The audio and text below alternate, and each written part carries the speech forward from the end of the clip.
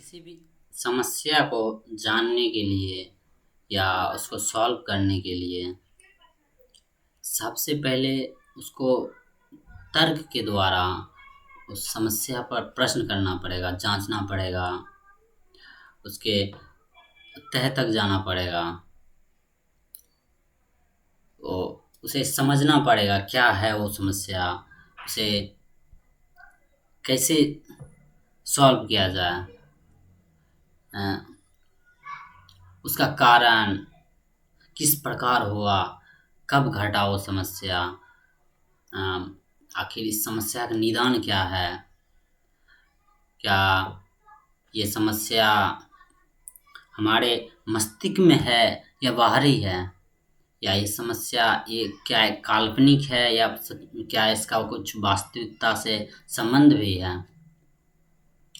तभी हम कोई समस्या को जान पाएंगे, अन्यथा हम समस्या में उलझे ही रह जाएंगे। कोई भी समस्या हमें उलझा के ही रख लेगी।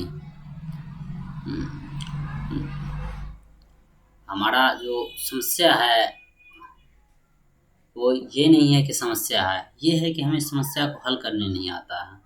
तो हम भाग दौड़ते हैं कोई गुरुओं की ओर, कोई बाबाओं की ओर चल पड़ते हैं। समस्या जब आंतरिक हो, स्वयं का हो, तो उसे अवलोकन से ही या उसे जानने से ही, उसका विश्लेषण करने से ही, उसका कारण ढूंढने से पता चलेगा। अन्यथा समस्या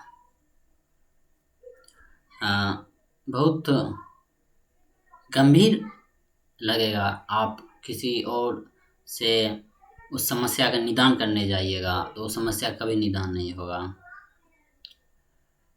समस्या बाहरी से ही होता है, बाहरी का भी उसका संबंध होता है। बहुत सारी समस्या का संबंध आंतरिक से नहीं होता है, बाहरी से होता है। तो उसका निदान एक वैज्ञानिक तौर पर ही हो सकता है। हालांकि आंतरिक समस्या का भी निदान वैज्ञानिक तौर पर ही होगा। कोई भी समस्या बिना वैज्ञानिक तौर पर सॉल्व हो ही नहीं सकता है। लेकिन आप किसी समस्या को एक सटीक वैज्ञानिक तौर पर उसे नहीं जान पाते हैं। वो समस्या है आपकी कल्पना, आपका धारणा, आपका विश्वास। विश्वास एक ऐसी गहरी और जटिल समस्या है जिसको सुलझाना नामुमकिन तो नहीं, मुमकिन है, परंतु बड़ा ही मुश्किल है।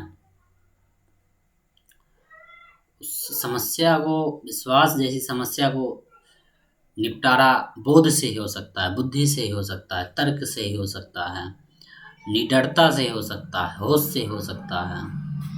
अन्यथा विश्वास जैसी गंभीर समस्या, गंभीर जहर, धारणा जैसी गंभीर विष बड़ा ही अटपटा होता है। आप जिधर से उसको ठीक करना चाहें ठीक नहीं होता है, कोई और धारणा बन जाता है। तो उस धारणा को होश से ही आप सुलझा सकते हैं। उस धारणा को आप सुलझा नहीं सकते हैं, मिटा सकते हैं, या उसको समझ सकते हैं, जान सकते हैं उस धारणा को। वो तो निडरता से हो सकता है, वो तो निष्पक्षता से हो सकता है। आप निष्पक्ष हो जाइए और उस धारणा को देखिए, तभी वो धारणा छूट सकती है या वो धारणा मिट सकती है।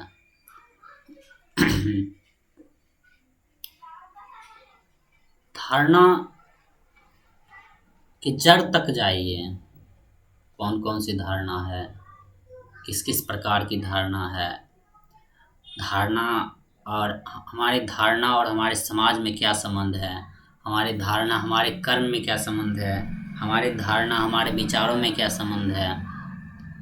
आप धारणा के तह तक जाइए, धारणा को खरोचिए, निकालिए, देखिए ध्यान से क्या है धारणा। आपको धारणा को देखना ही पड़ेगा अगर आपको धारणा से निकलना है, क्योंकि धारणा ऐसी बीमारी को बहुत बड़ी बीमारी कहा जाए तो कम नहीं है। दुनिया की कुछ बीमारियों में से सर्वश्रेष्ठ बीमारियों में है धारणा। वो जब आप धारणाओं के साथ रहने लगते हैं, जीने लगते हैं, जीते ही हैं, रहते ही धारणाओं के साथ, तो आप धारणाओं पर सवाल नहीं उठा पाते हैं। धारणा आपको वास्तविकता नजर आता है, जिसको ही माया कहा गया है, जिसको ही छलिया कहा गया है, मिथ्या कहा गया है। आप उसी माया में घुसे रह जाते हैं, उसी धारणाओं में। तब आपको वो धारणा इतनी वास्तविकता लगती है, इतनी वास्तविकता लगती है, आपके जीवन को तहस नहस कर देती है। फिर भी वो धारणा पर आप सवाल नहीं उठा पाते हैं, वो धारणाओं को आप देख नहीं पाते हैं। तो सबसे पहले आप धारणाओं को उठाइए, उसको देखिए, परखिए कहाँ से बना धारणा। धारणा और हमारे जो आसपास का जो माहौल है, जो आसपास का जीने का शैली है, उससे तो नहीं बना हुआ है। हालांकि उसी से बनता है बचपन से ही, लेकिन हम जहें जहें बड़ा होते हैं तहें तो लगता है सब कुछ मेरा है, तो हम अपने दूसरों से बनाया हुआ धारणा भी खुद का धारणा कह देते हैं, खुद का विश्वास कह देते हैं।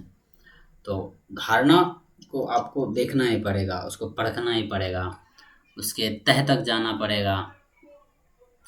आपको धारणा को धारणा को जल्दी नहीं छोड़ना है।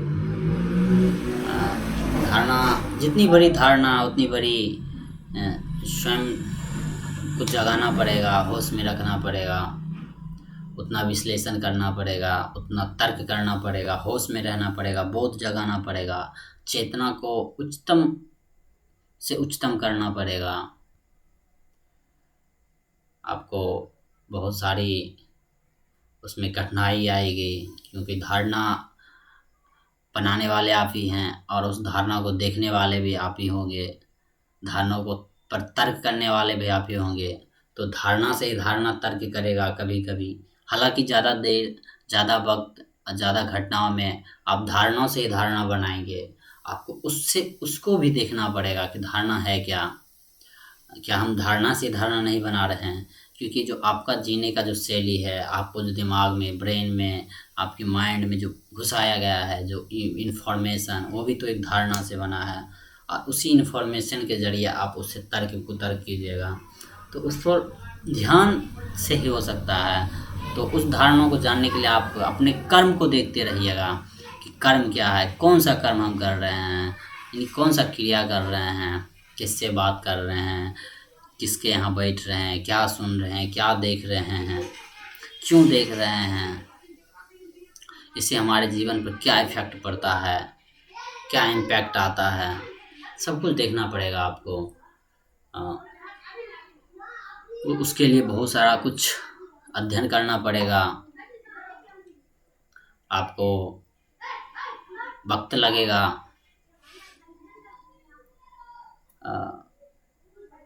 जीवन में जो परिवर्तन आएगा उसको भी स्वीकार करना पड़ेगा,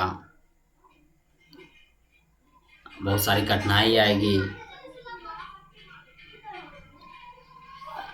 धारणाओं का जो शैली टूटना का शुरू होगा, या जानना शुरू कीजिएगा धारणा को, तो एक धारणा टूट गया, उसमें आप मचल के नहीं रह जाना है कि ये धारणा हो गया। अनंत धारणा है, कहने का अनंत कुछ है नहीं, अनंत धारणा नहीं है, परंतु समझने के लिए अनंत धारणा है आपके पास। जब आप धारणाओं पर सवाल करते हैं, धारणाओं को जानते जाइएगा, तो पता चलेगा आपकी जो सबसे बड़ी धारणा बन जाएगी एक दिन नास्तिकता की धारणा, वो भी एक धारणा होगी। और आप धारणाओं से ऊपर उठते जाइएगा। उसके लिए बहुत समय लगेगा अभी। तो वक्त का, कर्म का, होश का, बोध का ख्याल रखते हुए, चेतना को साथ में, या चेतना के तल पर, उच्चतम चेतना के तल पर जाते हुए, चलते हुए, धारणाओं को देखते हुए, जानते हुए, आप अपने समस्याओं को निदान कर सकते हैं, समस्या का निदान कर सकते हैं। अन्यथा आपका जो समस्या है कोई और निदान नहीं कर सकता है। बाहरी समस्या तो निदान हो सकता है, लेकिन आंतरिक समस्या जो है, जो मूल समस्या है, वो आपके सिवा कोई नहीं कर सकता है, कोई गुरु नहीं कर सकता है,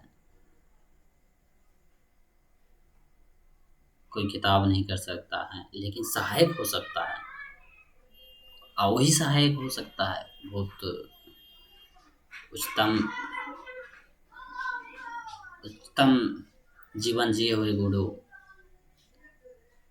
निष्पक्ष जीवन जिए हुए गुरु,